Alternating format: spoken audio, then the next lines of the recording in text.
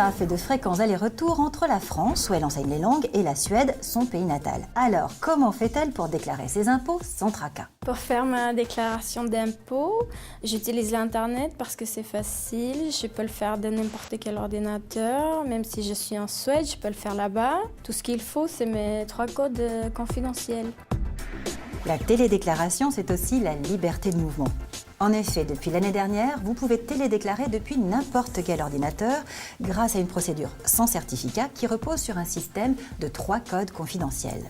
Pour accéder à votre télédéclaration, il suffit de saisir 3 identifiants qui permettent une authentification confidentielle. Votre numéro fiscal, votre numéro de télédéclarant, votre revenu fiscal de référence. Ces informations, strictement personnelles, figurent sur des documents administratifs distincts, ce qui vous garantit un niveau de sécurité optimal.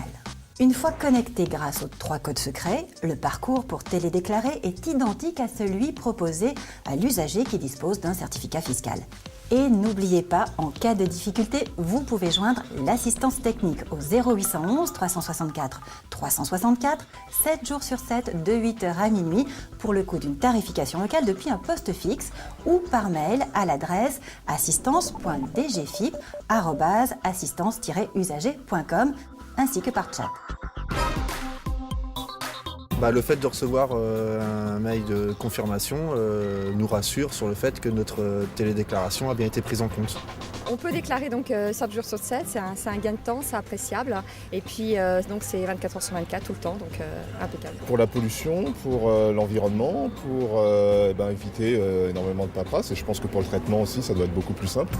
L'absence de fiabilité en termes de capacité ou de sécurité est une idée reçue qui revient quelquefois quand on parle de télédéclaration. Maxime Gauthier, bonjour. Vous êtes chef du service de la fiscalité à la Direction générale des finances publiques. Alors, déclarer ses impôts par Internet, est-ce vraiment sûr ? Je vous rassure, notre site impôts.gouv.fr garantit à la fois une très grande capacité d'accueil et une parfaite sécurité. Et bien entendu, nous gardons parfaitement les données. De plus, que vous choisissiez de télédéclarer avec ou sans certificat, le système vous envoie dès la fin de votre télédéclaration un accusé de réception automatique qui est numéroté et eurodaté. Et c'est lui qui sert de preuve. À partir de là, vous avez le choix. Vous pouvez soit l'enregistrer sur votre ordinateur, ou alors l'imprimer, ou alors il est consultable à tout moment sur votre compte fiscal.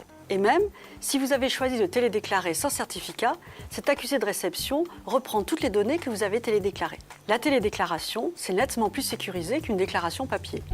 Télédéclarer en toute sécurité ne laisse pas insensible Damien, un opticien d'une trentaine d'années. Mais il apprécie également d'autres petits avantages de cette démarche. La première déclaration que j'ai faite, c'était en 2007, donc c'était il y a 3 ans. C'est vrai que c'est très sécurisant. On sait que notre déclaration est bien arrivée au service des impôts. On fait une économie d'enveloppe, de mise sous pli et de transport de papier. Donc c'est vrai que c'est quelque chose qui est dans l'air du temps. Peut-on bénéficier d'une aide quand on fait sa télédéclaration et quelles sont les nouveautés 2010? Les réponses à ces questions avec Marie Janusset, directrice de la rédaction du magazine 60 millions de consommateurs.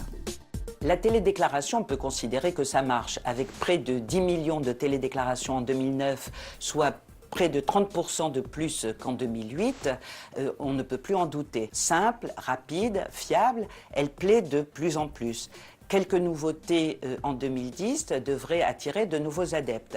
La déclaration de revenus fonciers, par exemple, pré-renseignée à partir d'éléments qui ont été déclarés en ligne l'année précédente, ou bien l'estimation du montant de l'impôt. Automatique et immédiate. Pour ceux qui voudraient faire cette année pour la première fois leur déclaration par Internet et qui ont peur de se tromper, il existe plusieurs services d'assistance. Un service d'assistance téléphonique, un service d'assistance par mail, et puis sur chaque page écran de la télédéclaration figure une foire aux questions avec bien entendu les réponses. Vous avez des questions sur la télédéclaration ou vous voulez déclarer en ligne dès maintenant?